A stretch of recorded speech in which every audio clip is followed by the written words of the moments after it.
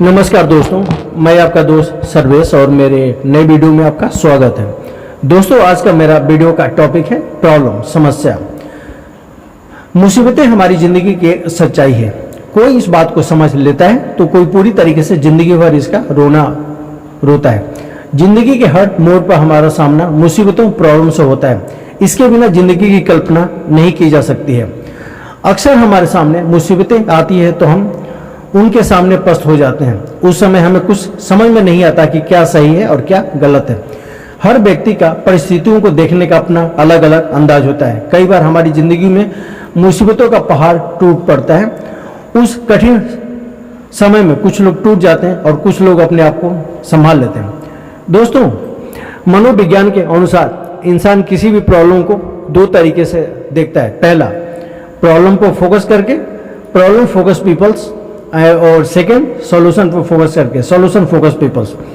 Problem focus लोग अक्सर मुसीबतों में ढेर हो जाते हैं। इस तरीके के इंसान कभी भी मुसीबत में उनके हल के बजाय उस मुसीबत के बारे में ज़्यादा सोचता है। वहीं दूसरी ओर सॉल्यूशन फोकस पीपल मुसीबतों में उसके हल के बारे में ज़्यादा सोचते हैं और इस तरह के इंसान मुसीबतों का डर कर सामना करते हैं। दोस्तों, मैं आज आपके साथ एक महान सॉल्यूशन फोकस इंसान की कहानी शेयर करने जा रहा हूं, जो आपको किसी भी मुसीबत में फाइट करने के लिए मोटिवेट करेगी। दोस्तों, आपने नेपोलियन बोनापार्ट का नाम तो सुना ही होगा। जी हाँ, वही नेपोलियन बोनापार्ट जो फ्रांस के एक महान, निडर और साहसी शासक थे, जिसके जीवन में असंभव नाम का कोई शब्द नहीं था। इतिहास में नेपोलियन को विश्व के सबसे महान और अजय सेनापतियों में से एक गिना जाता है। वो इतिहास के सबसे महान विजेताओं में से माने जाते थे। उनके सामने कोई भी रुक नहीं पाता था, या यूं कहें कोई भी उनके सामने टिक नहीं पाता था। नेपोलियन अक्सर जोखिम भरे काम किया करते थे। एक बार उन्होंने अल्पास पर्वत को पार करने का ऐलान किया।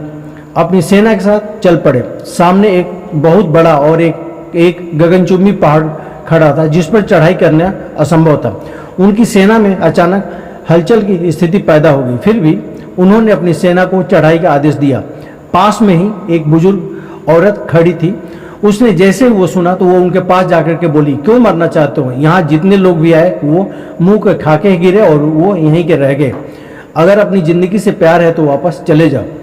उस औरत की यह बात सुन करके नेपोलियन बहुत ही गुस्सा हो जाते हैं और उसके अलावा और वो ज़्यादा मोटिवेट हो जाते हैं और झट से हीरो का हार उतार कर उस बुजुर्ग औरत को पहना देते हैं और फिर बोलते हैं, आपने मेरा उत्साह दुगना कर दिया, मुझे प्रेरित किया, लेकिन अगर मैं जिंदा बचा तो आप मेरी जय जयकार जरूर करना।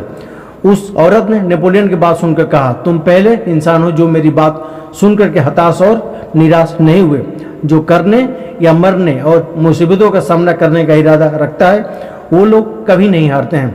आज सचिन तेंदुलकर को इसलिए क्रिकेट का गॉड कहा जाता है क्योंकि उन्होंने जरूरत के समय अपना ही शानदार खेल दिखाया, भारतीय टीम को मजबूती से उभारा।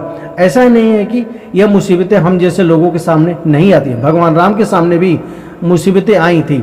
विवाह के बाद वनवास की मुसीबत, उन्होंने सभी मुसीबतों का सामना किया और आदर्श तरीके से जीवन जिया। तभी जाकर वो मर्यादा पुरुषोत्तम श्री राम कहलाए। मुसीबतें ही हमें आदर्श बनाती हैं। ट्रबल्स इन लाइफ और like cream frozen in a cup of tea, and successful are those people who know how to drink a tea by blowing on the side of the cream। जिंदगी में मुसीबतें चाय के cup में जमी मलाई की तरह है और कामयाब लोग वो होते हैं जो इन्हें फूंक मार करके मलाई को साइड करके चाय पी जाते हैं। तो दोस्तों, उम्मीद करता हूँ कि आज का वीडियो आपको पसंद आया होगा। Thank you so much.